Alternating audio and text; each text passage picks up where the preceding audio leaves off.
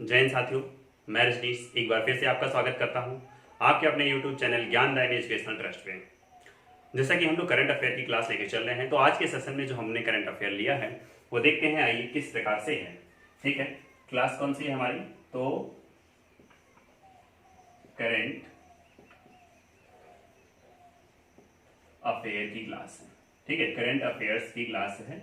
वर्तमान में हो रही घटनाओं के बारे में हम लोग इसमें स्टैटिक जीके भी लेके चलते हैं। ठीक है, एक करंट को लेते हैं, उससे रिलेटेड सारी की सारी चीजों को करते हैं और आप लोगों को एक चीज सूचित कर देते हैं कि कल वाली क्लास में भी आपको करंट की क्लास मिलने वाली है। तो कल छुट्टी नहीं रहेगी, कल 8 बजे आपकी क्लास होगी। ठीक है, चलिए देखते हैं। तो आज का पहला जो है, अभी विश्व प्रसन्नता सूचकांक जारी हुआ। ठीक है, कौन सा सूचकांक जारी हुआ? तो विश्व प्रसन्नता सूचकांक जारी हुआ। ठीक है, विश्व प्रसन्नता सूचकांक जारी हुआ। अब देखिए, जो विश्व, देखिए इसको क्या कहेंगे? Global happiness. ठीक है, global happiness index, global happiness index 2020 का आया हुआ है। ठीक है, 2020 का आया हुआ है। ठीक है, 2020 में आया हुआ, चूंकि एक साल का होता है, पहले एक साल का पूरा देखा जाता है, फिर उसके बाद क्या किया जाता है, इसको जारी किया जाता है। तो ये एक साल का है।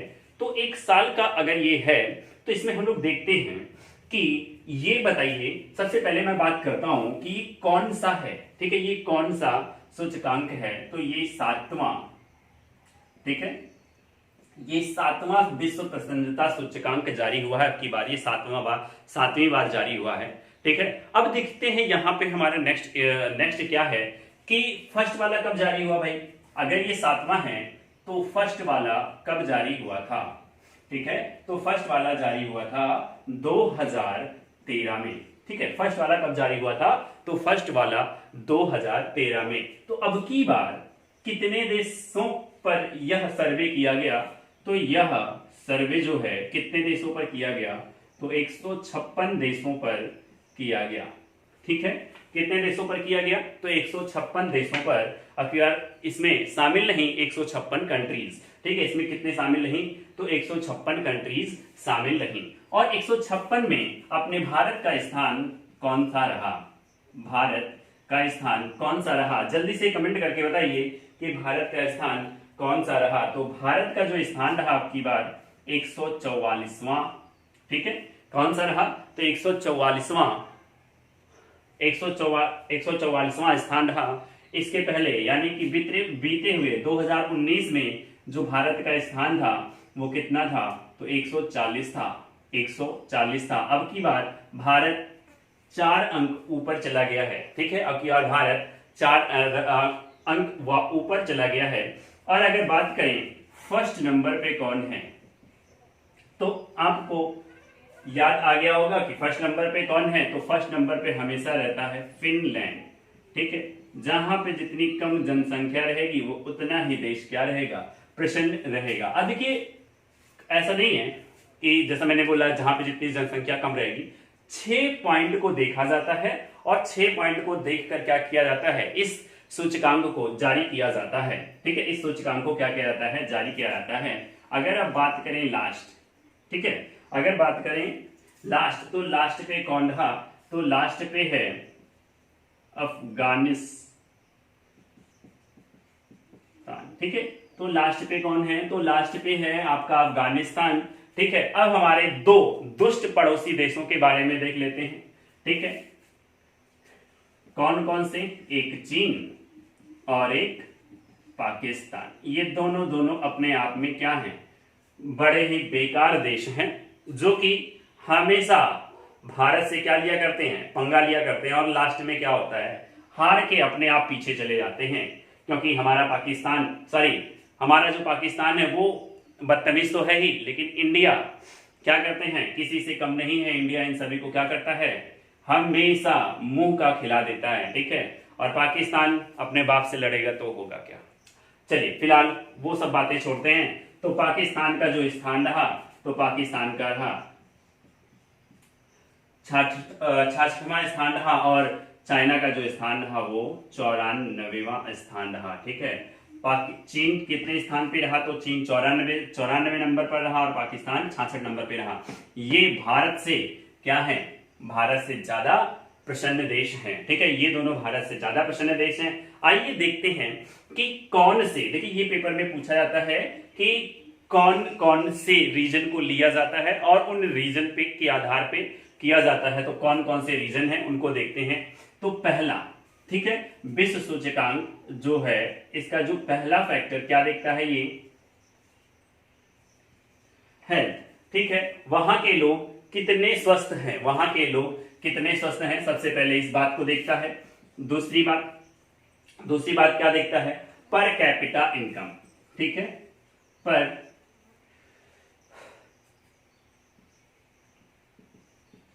Capita income. ठीक है, सबसे पहले क्या देखता है आप के वहां के लोग कितने स्वस्थ हैं और दूसरा क्या देखता है, पर कैपिटा इनकम, प्रति व्यक्ति आय कितनी है। ठीक है, अच्छी है या बुरी है। अब देखते हैं तीसरे नंबर पे क्या देखता है। ये पीसीएस में क्वेश्चन भी रह चुका है, ये पीसीएस में क्वेश्चन भी रह चुका है कि इसको फ्रीडम। ठीक है, किसको देखते हैं, नेक्स्ट नंबर पे जो है वो देखते हैं आपका फ्रीडम, कि लोग वहां के कितने स्वतंत्र हैं, अपने कार्यों को लेके लोग वहां पर कितने स्वतंत्र हैं। ठीक है, तीसरा नंबर हो गया। चौथे नंबर की बात अगर हम लोग करते हैं तो जो चौथा नंबर है वो क्या है, तो सोशल इंटरेक्शन। क्या है,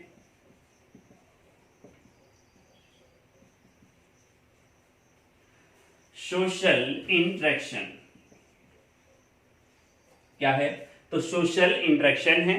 ठीक है, सोशल इंटरेक्शन का मतलब कि आप कितना सामाजिक हैं, आप क्या, आपका नेचर दूसरों के प्रति कैसा है, आप दूसरों के लिए कितना हेल्पफुल हैं, कितना मदद कर सकते हैं। ठीक है, ये देखते हैं। फिर इसके बाद देखते हैं जेनरोसिटी। ठीक है, 5वें नंबर पे क्या आता है, 5वें नंबर पे आपका आ जाता है जेनेरोसिटी। ठीक है, जेनेरोसिटी मतलब दयालुता मतलब आपका नेचर जानवरों को लेकर या दूसरे इंसानों को लेकर कितने आप दयालु हैं, इस चीज को देखा जाता है। और जो सबसे मेन फैक्टर है वो क्या है, करप्शन। ठीक है, जो सबसे मेन फैक्टर है वो है करप्शन, भ्रष्टाचार। ठीक है, क्या है, भ्रष्टाचार, करप्शन। तो ये 6 पॉइंट को देखकर ये इंडेक्स जारी किया जाता है। ठीक है, ये 6 पॉइंट को देखकर ये इंडेक्स जारी किया जाता है। सबसे पहले लोगों के वहां का स्वास्थ्य कैसा है, सब स्वस्थ हैं कि नहीं है। ठीक है, कि कितने लोग ज्यादा मरीज हैं, यहां पे देखा जाता है। फिर पर कैपिटा इनकम, प्रति व्यक्ति आय। ठीक है, महीने में साल में कितनी है प्रति व्यक्ति आय, प्रसन्न रहने योग्य है भी या नहीं भी। ठीक है, नेक्स्ट है फ्रीडम, स्वतंत्रता, वहां के लोगों में कितनी स्वतंत्रता है। फिर इसके बाद देखा जाता है सोशल इंटरेक्शन, सोशल बिहेवियर जिसे कहते हैं, यानी कि सामाजिक व्यवहार आपका कैसा है। फिर इसके बाद हम लोग देखते हैं क्या, जेनेरोसिटी। ठीक है, दयालुता, कि आप किसी जानवर के प्रति या फिर आप किसी इंसान के प्रति कितने दयालु हैं। ठीक है, कितने दयालु हैं। फिर इसके बाद देखा जाता है करप्शन, भ्रष्टाचार, कि वहां पर कितने भ्रष्टाचार हैं। अपने देश में कोई दो राय नहीं है कि भ्रष्टाचार कम है, बहुत ही ज्यादा भ्रष्टाचार है। इसलिए हम किस स्थान पे हैं, तो 144 स्थान पे हैं। और ये वाली बात भी बढ़िया है, पर कैपिटा इनकम। यहाँ पे आपने इस लॉकडाउन के चलते, कोरोना वायरस की महामारी के चलते आप लोगों ने देख लिया होगा कि आपके देश में कितनी बेरोजगारी है, आपके देश में कितनी बेरोजगारी है और कितने बेरोजगार व्यक्ति हैं और कितने भूख से मरने वाले व्यक्ति हैं, आपने देख लिया होगा यहाँ पे।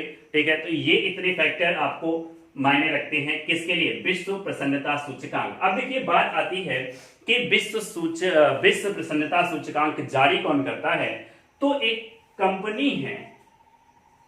ठीक है, एक कंपनी है जो जारी करता है, मैं यहां पे लिख दे रहा हूं, जारी करता। ठीक है, तो जारी करता है वो कौन करता है, तो जारी करता है sustainable development and solution and solution network, ठीक है, sustainable development and solution network, Hindi में इसे कहते हैं सतत विकास और समाधान नेटवर्क, ठीक है। क्या कहते हैं, सतत विकास और समाधान नेटवर्क। तो यहां पे मैं लिख दे रहा हूं क्या है,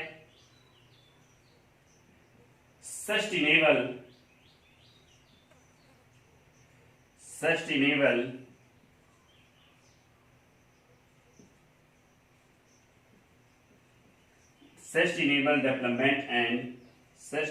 development and solution network.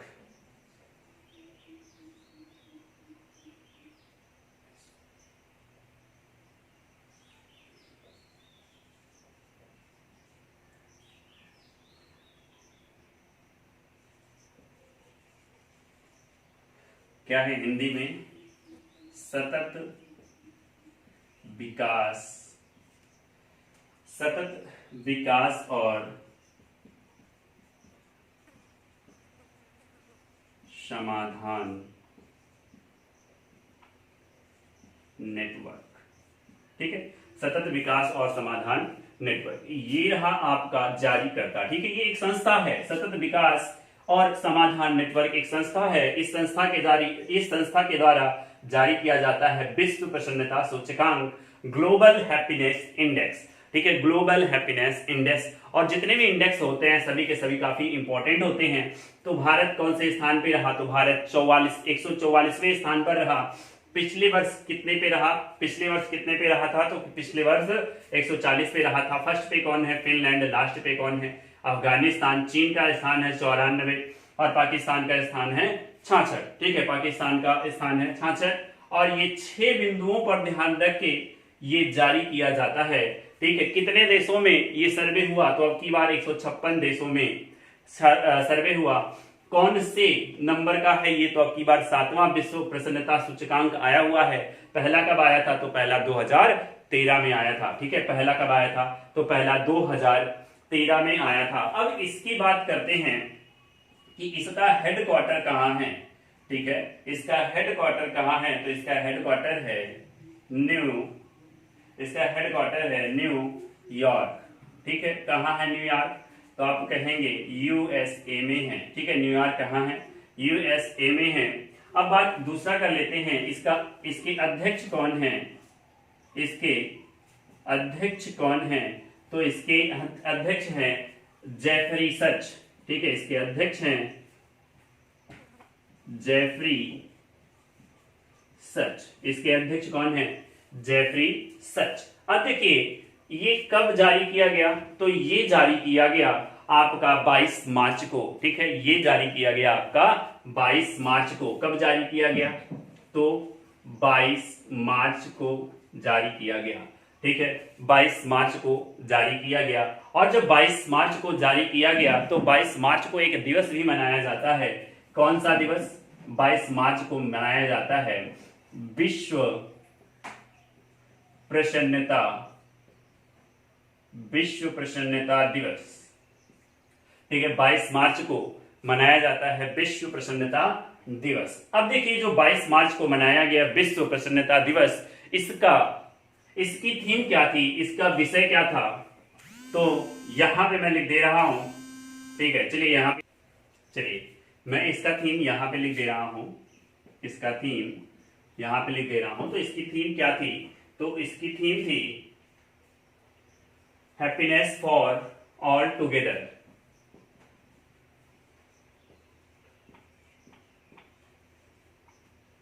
Happiness for all together,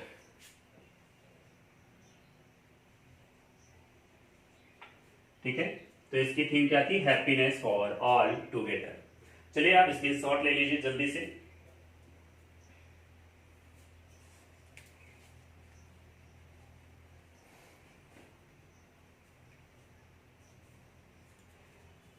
उम्मीद है कि आप इसके शॉट ले चुके होंगे।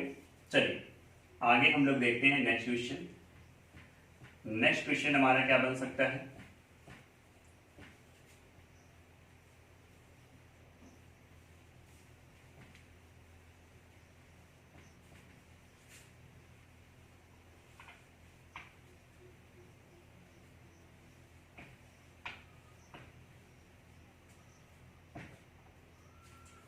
नेक्स्ट क्वेश्चन है 21 जून का, ठीक है। नेक्स्ट क्वेश्चन है आपका 21 जून का। तो 21 जून को आपको मालूम होगा कि 21 जून को क्या मनाया जाता है। तो 21 जून को आपको मनाया जाता है योगा डे, ठीक है। 21 जून को क्या मनाया जाता है, तो 21 जून को आप मनाते हैं योगा दिवस, ठीक है, योगा दिवस। अब चलिए, योगा दिवस 21 जून को मनाया जाता है। तो बात करते हैं कि इसकी शुरुआत कब से हुई, योगा दिवस की शुरुआत कब से हुई। तो योगा दिवस की जो शुरुआत हुई, ठीक है, योगा दिवस को जो शुरुआत हुआ तो 2014 में एक प्रस्ताव आया, एक क्या आया, तो एक प्रस्ताव पास हुआ, ठीक है, एक प्रस्ताव पास हुआ जिस पर बनाया गया एक आयुष मंत्रालय, ठीक है, जिसपे बनाया गया एक आयुष मंत्रालय, ठीक है, बनाया गया एक आयुष मंत्रालय। और आयुष मंत्रालय बनाया गया, ठीक है, आयुष मंत्रालय में इसे अंग्रेजी में भी लिख दे रहा हूं, आयुष, AYUSH, आयुष, ठीक है, आयुष मंत्रालय बनाया गया। लेकिन पहली बार मनाया कब गया, तो पहली बार जो मनाया गया तो पहली बार कब मनाया गया, तो पहली बार 2015 में, पहली बार 2015 में, ठीक है, पहली बार 2015 में 21 जून को मनाया गया, ठीक है, 21 जून को मनाया गया। ये प्रस्ताव आया कब था, तो ये प्रस्ताव जब ये आयुष मंत्रालय का निर्माण कब हुआ था, तो आयुष मंत्रालय का जो निर्माण हुआ था वो नवंबर में हुआ था, ठीक है, आयुष मंत्रालय का जो निर्माण हुआ था वो नवंबर में हुआ था। अब देखिए, पहली बार मनाया कब गया, तो पहली बार 2015 21 जून को मनाया गया। अब चलिए, जो अब की बार मनाया गया है इसके बारे में हम लोग बात करते हैं। तो अब की बार जो मनाया गया है उसकी थीम क्या है, अब की बार जो मनाया गया है तो उसकी थीम क्या है, तो इसकी थीम या फिर इसी को विषय कह सकते हैं, ठीक है, या इसी को क्या कह सकते हैं, विषय। तो एक चीज आप ध्यान रखिएगा, पेपर में ये पूछा जाए या ना पूछा जाए ये एक अलग मैटर है, लेकिन थीम जरूर पूछी जाती है।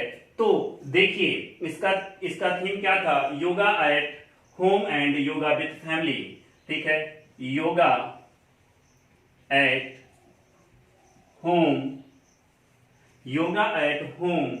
एंड योगा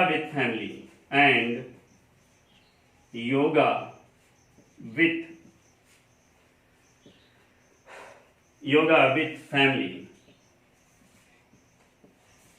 ठीक है। इसकी थीम क्या थी, ये थीम आप लोग जरूर नोट करके रखिएगा, क्या है, yoga at home and yoga with family, ठीक है, yoga at home and yoga with family, ठीक है। चलिए, अब की बार जो पीएम नरेंद्र मोदी शामिल होंगे या होने वाले थे, ठीक है, कहां पर, तो मालदीव में, ठीक है, कहां पर, मालदीव में। और देखिए, मालदीव का नाम इसलिए मैं ले रहा हूं, ठीक है, सॉरी गड़बड़ हो गया, मालदीव में नहीं, लेह में, ठीक है, लेह में। और आज पीएम मोदी जो है लेह के दौरे पर हैं, ठीक है, यहां पर जाकर वो किससे मिल रहे हैं, तो सेना अध्यक्षों से मिल रहे हैं, सेना का मनोबल बढ़ाने के लिए वहां पर पहुंचे हैं, वहां का जायजा ले रहे हैं, ठीक है, जब मैं वीडियो शूट कर रहा हूं इस समय। अब चलिए बात करते हैं, इस आयुष का फुल फॉर्म क्या होता है, इस आयुष का फुल फॉर्म क्या है, ठीक है, आयुष का फुल फॉर्म क्या है, तो ए का मतलब होता है आयुर्वेद, ठीक है, ए का मतलब क्या होता है, तो ए का मतलब होता है आयुर्वेद। वाई का मतलब क्या होता है, तो वाई का मतलब होता है योगा। यू का मतलब होता है, यू का मतलब इसमें है यूनान, यू का मतलब है यूनान। और एस का मतलब है सिद्ध, ठीक है, एस का मतलब क्या है, सिद्ध। और एच का मतलब है होम्योपैथ, ठीक है, क्या है, होम्योपैथ। अब देखिए, अब यहां पे बात करते हैं क्या, तो यहां पे बात करते हैं इसका फुल फॉर्म क्या है, आयुर्वेद, योगा, यूनान, सिद्ध, एच का मतलब है होम्योपैथ, ठीक है, एच का मतलब क्या है, होम्योपैथ। तो आप इतना स्क्रीनशॉट लीजिए, इसके आगे बढ़ते हैं। अभी इसी में हमें कुछ और बताना है, तो इसका आप स्क्रीनशॉट जल्दी से लीजिए, ठीक है।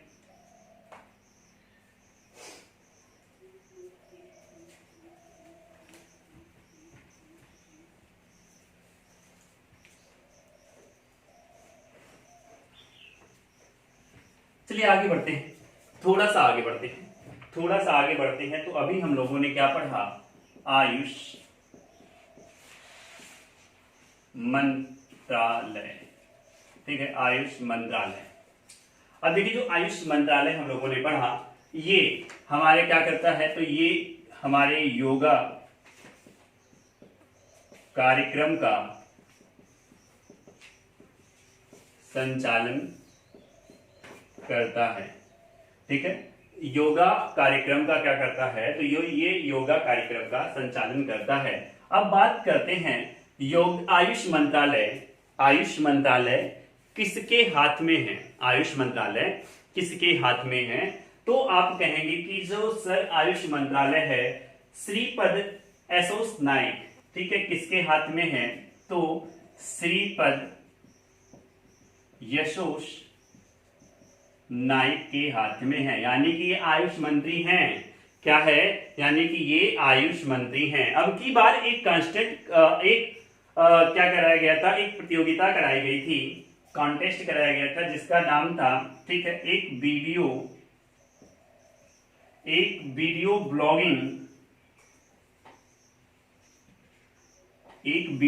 ब्लॉगिंग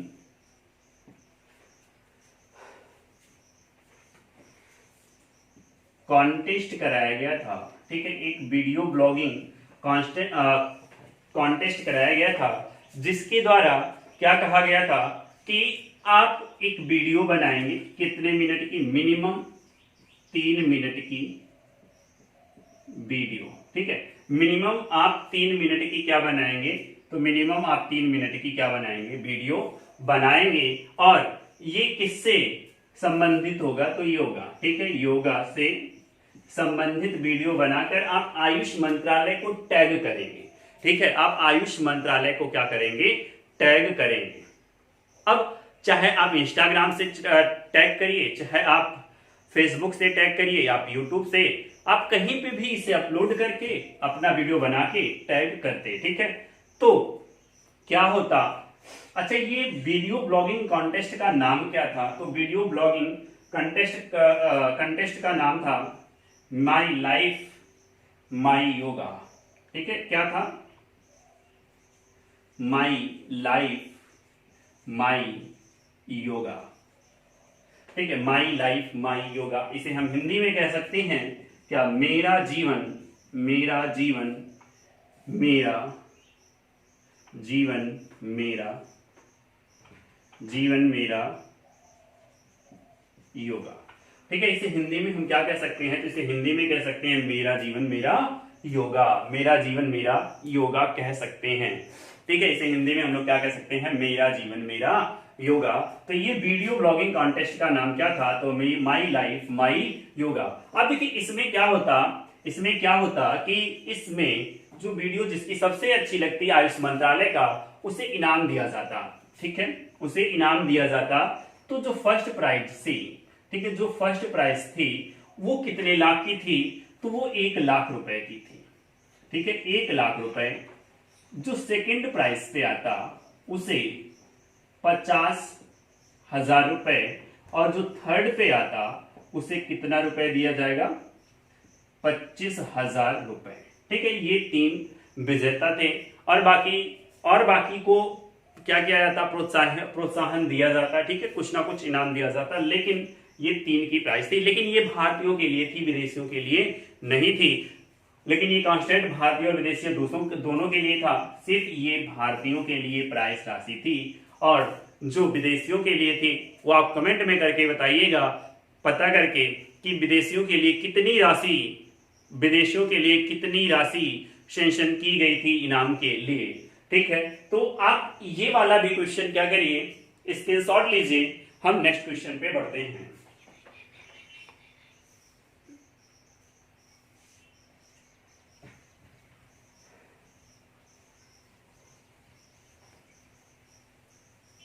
नेक्स्ट क्वेश्चन है हमारा, भारत सरकार के द्वारा कोरोना के दौरान, वैश्विक महामारी के दौरान एक अभियान चलाया गया विदेश में भारतीय जो फंसे हैं उनको लाने के लिए, तो भारत सरकार के द्वारा चलाया गया एक मिशन जिसका नाम था वंदे भारत। जिसका नाम क्या था? वंदे भारत मिशन। सबसे पहली बात, ये भारत सरकार के द्वारा चलाया गया, ठीक है, ये भारत सरकार के द्वारा चलाया गया। विदेशों में रह रहे भारतीय जो भारत आना चाह रहे थे, ठीक है, जो वहां पे कार्य कर रहे थे, कोरोना के चलते वो क्या हुआ कि उन्हें कार्य नहीं कर पा रहे, उनको वो बेरोजगार हो गए, तो अपने स्वदेश वापस लौटना चाह रहे थे। तो उनको लाने के लिए जो मिशन चलाया गया भारत सरकार के द्वारा, वो भारत सरकार के द्वारा चलाया गया मिशन कौन सा था? तो वंदे भारत मिशन था। ठीक है, कौन सा मिशन था? वंदे भारत मिशन। ठीक है, वहीं पर नौसेना के द्वारा चलाया गया मिशन, ठीक है, नौसेना के द्वारा चलाया गया मिशन सेतु समुद्रम। ठीक है, क्या नाम था? सेतु समुद्रम।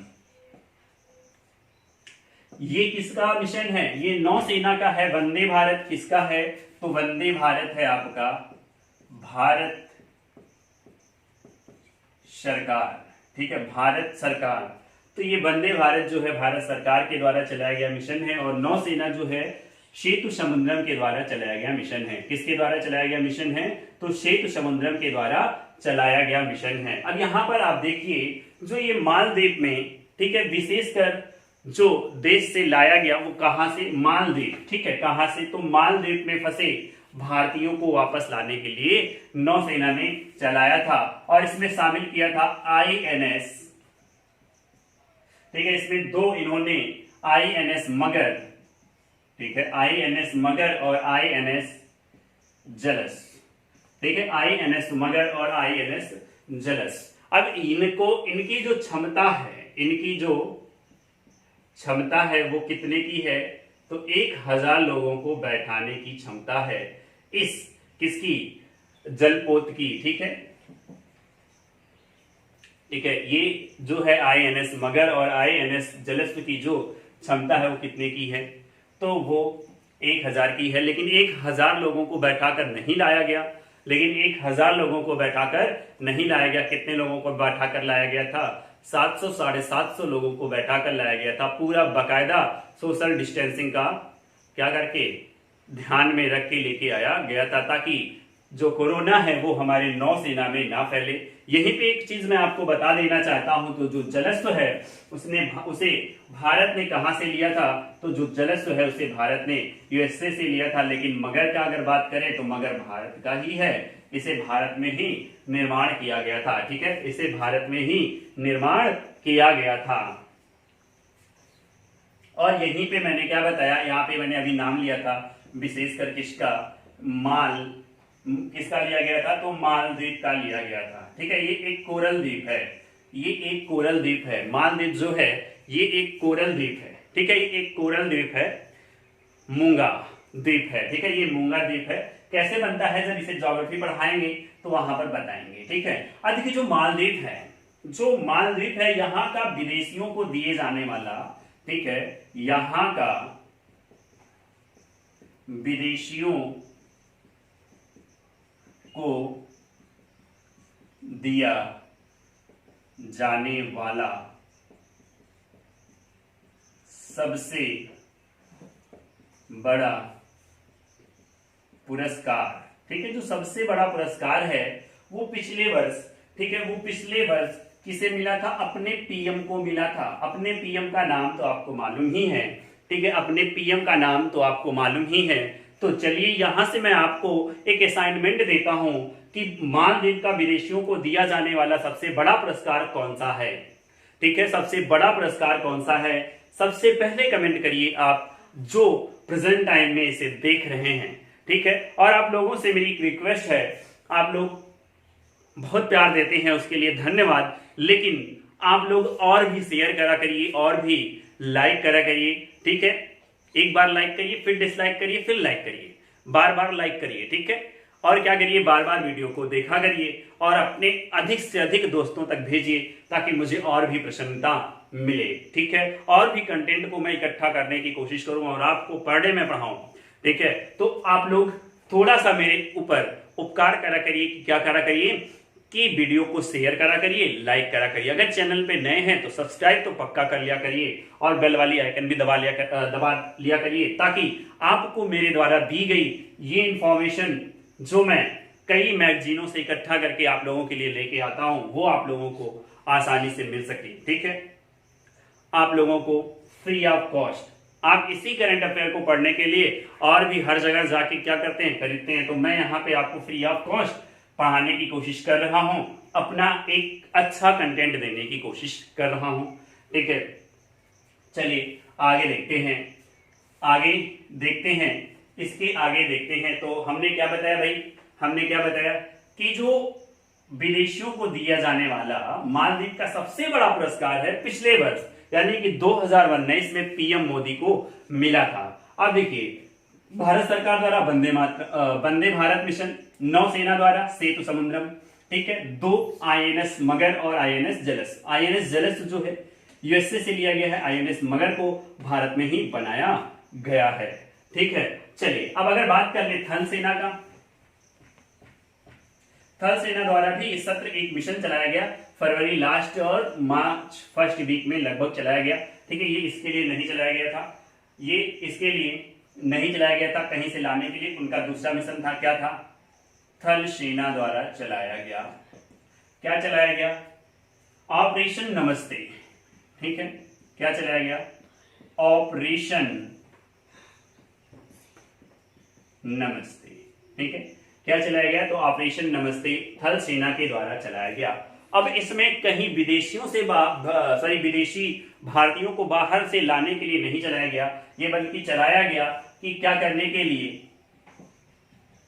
कोविड-19 से निपटने के लिए लोगों को जागरूक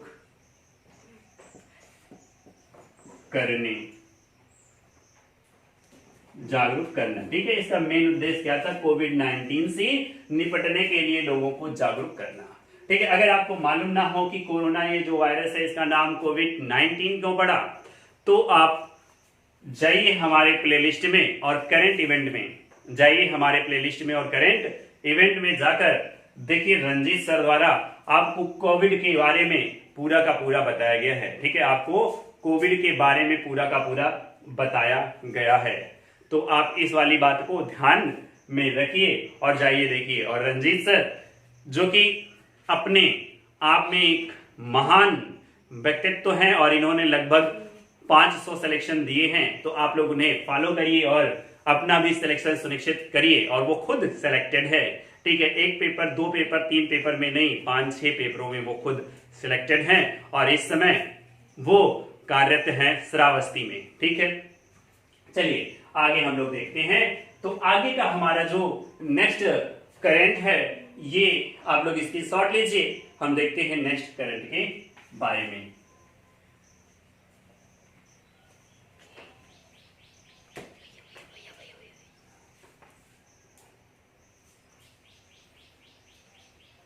ठीक है, नेक्स्ट करंट के बारे में देखते हैं। तो नेक्स्ट करंट जो हमारा है वो हमारा है उड़ीसा से। ठीक है, नेक्स्ट करंट जो है हमारा है उड़ीसा से। तो उड़ीसा के नवीन पटनायक सीएम हैं, आप जानते हैं नवीन पटनायक क्या हैं, तो नवीन पटनायक आपके सीएम हैं, ये आप जानते हैं। उड़ीसा के जो सीएम है वो कौन है, नवीन पटनायक। और उड़ीसा सबसे पहला ऐसा राज्य बन गया, ठीक है, भारत का सबसे पहला राज्य बना। ठीक है, भारत का सबसे पहला राज्य बना।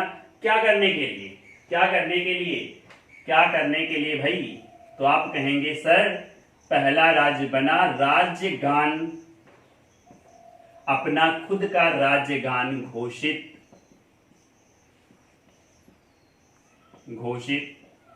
करने वाला। ठीक है, जो है नवीन पटनायक ने उड़ीसा के लिए एक अपना अपना राज्य गान घोषित किया है। क्या राज्य गान है, उसका नाम क्या है? उसका नाम है वंदे उत्कल, वंदे उत्कल जननी।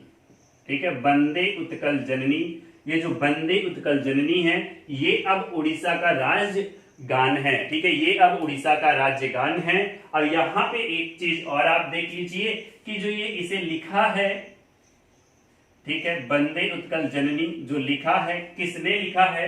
तो 1912 में एक कवि थे। ठीक है, 1912 में एक कवि थे जिनका नाम था महापात्राकांत। ठीक है, क्या नाम था?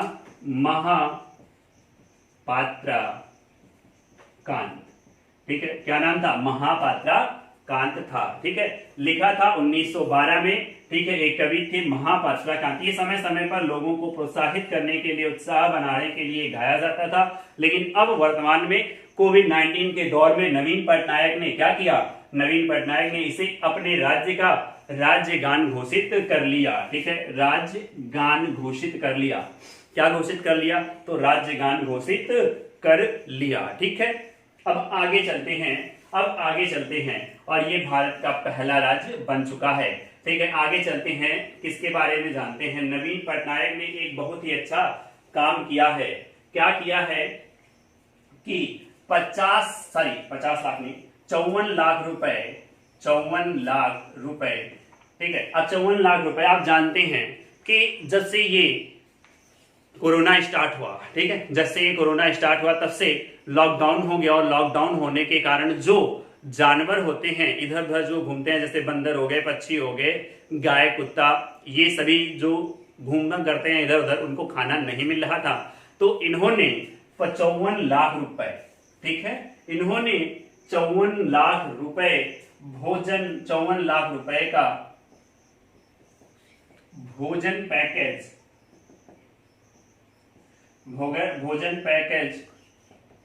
जानवरों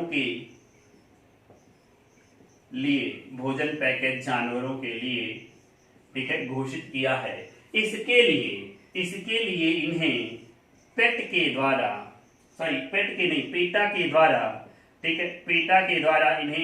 पेटा का जो एक पुरस्कार होता है, क्या होता है? पेटा का जो एक पुरस्कार होता है, हीरो टू एनिमल अवार्ड। ठीक है, क्या, कौन सा पुरस्कार? तो हीरो टू एनिमल अवार्ड। इसके पहले विराट कोहली पाए हुए थे। ठीक है, अब ये कौन पाए हुए हैं? नवीन पटनायक, जो कि सीएम हैं कहां के? उड़ीसा के। क्या पाए हैं? Hero to animal award. अब आपके दिमाग में आ रहा होगा सर पेटा का जो है फुल फॉर्म क्या है? तो पेटा का फुल फॉर्म मैं यहां पे लिख रहा हूं, क्या है? People for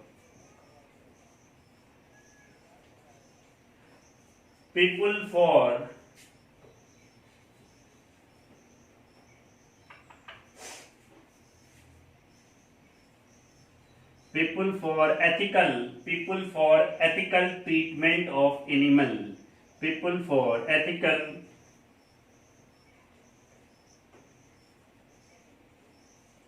treatment of animal। ठीक है, क्या है? People for ethical treatment of animal. देखिए, एथिकल का मतलब क्या होता है? तो एथिकल का मतलब होता है नैतिक। ठीक है, एथिकल का मतलब क्या होता है? नैतिक। देखिए, एक बार यहाँ पे जो क्या है, पेटा का फुल फॉर्म क्या है? People for ethical treatment of animal. ठीक है, और दूसरी बात यहाँ क्या करते हैं, ये किसे मिला है? पेटा के द्वारा दिया जाने वाला जो अवार्ड है, हीरो टू एनिमल अवार्ड, ये किसे मिला है? तो नवीन पटनायक को मिला है, जो कि उड़ीसा के क्या है? सीएम हैं। और उड़ीसा के सीएम हैं, और इन्होंने ही क्या किया? अपने राज्य का एक राज्य गान घोषित किया। उसका नाम क्या है? वंदे उत्कल जननी। ठीक है, क्या है? वंदे उत्कल जननी। और ये भारत का पहला ऐसा राज्य बना जिसका खुद का राज्य गान है। ठीक है, और इसे लिखा किसने था? तो इसे 1912 में एक कवि हुआ करते थे जिनका नाम था महापात्राकांत। इन्होंने क्या किया था? इसे लिखा था। ठीक है, इन्होंने क्या किया था? इसे लिखा था। और इन्हें हीरो टू एनिमल अवार्ड क्यों दिया गया पेटा के द्वारा? तो इन्हें हीरो टू एनिमल अवार्ड जो पेटा के द्वारा दिया गया, वो इसलिए दिया गया क्योंकि इन्होंने 54 लाख रुपए का भोजन पैकेज एनिमल के लिए लॉन्च किया था, जिसके द्वारा जानवरों को भोजन खिलाया जाएगा। ठीक है, अब आपके दिमाग में आ रहा होगा सर पेटा का निर्माण कब हुआ, पेटा की स्थापना कब हुई? तो यहां पर देखिए, ठीक है, यहां पर आप देखेंगे किसकी, पेटा की स्थापना। ठीक है, आप इसे यहां पर देखेंगे पेटा की स्थापना। तो पेटा की स्थापना कब हुई? तो पेटा की स्थापना 22 मार्च, ठीक है, पेटा की स्थापना 22 मार्च 1980 में हुई। पेटा की स्थापना कब हुई? 22 मार्च 1980 में हुई। इसका हेडक्वार्टर कहां है? तो इसका हेडक्वार्टर है यूएसए। ठीक है, इसका हेडक्वार्टर कहां है? तो यूएसए के वर्जीनिया में। ठीक है, यूएसए के वर्जीनिया इसका हेडक्वार्टर कहां है? तो इसका हेडक्वार्टर है यूएसए की वर्जीनिया में। और इसके हेड कौन है? इसके हेड कौन है? तो चलिए इसके जो भी हेड हैं वो आप लोग कमेंट करके बताइएगा कि इसके हेड कौन है। और फिलहाल आज के लिए इतना ही करेंट है। कल आप मत भूलिएगा कि कल वाली क्लास ऑफ नहीं रहेगी। कल वाली क्लास में भी आपको क्या मिलेगा? करंट अफेयर की क्लास मिलेगी। ठीक है, कल वाली क्लास में भी आपको करंट अफेयर की क्लास मिलेगी। तो आगे के करंट अफेयर और ग्रामीण विकास की क्लास पाने के लिए बने रहिए ज्ञानदायिनी के साथ। मैं रजनीश आपका तहे दिल से धन्यवाद करता हूं। आज के लिए बस इतना ही। तब तक के लिए जय हिंद, जय भारत, गुड नाइट।